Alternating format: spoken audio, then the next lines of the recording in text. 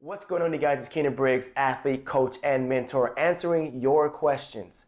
I was recently asked this question. When should I introduce technical and runway work for jumpers?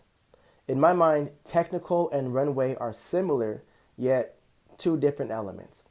Technical training is strengthening the muscles needed to perform a task. Runway work is perfecting the timing once that strength for that task has developed.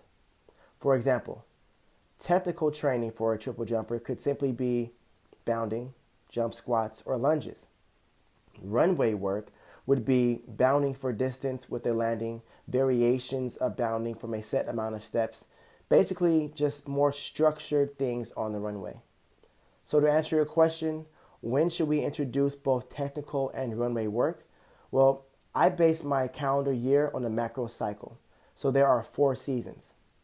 With the traditional track and field season being in the spring, I would introduce event-specific technical drills mid-November, then introduce runway work in January, with the season starting late February, essentially giving about 6 weeks on each phase.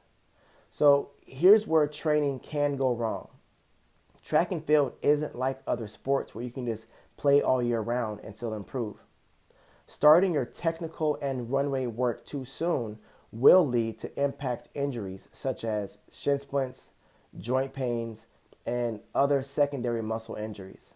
My tip is to give yourself 6 to 12 weeks of base building and technical training before you hit the runway.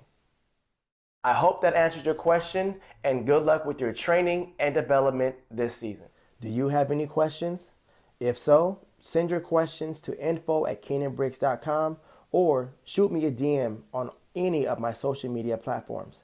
You can also visit KeinanBriggs.com for additional services such as DVAs, virtual practices, and mentorship to help you get to college using sports. All right, till next time.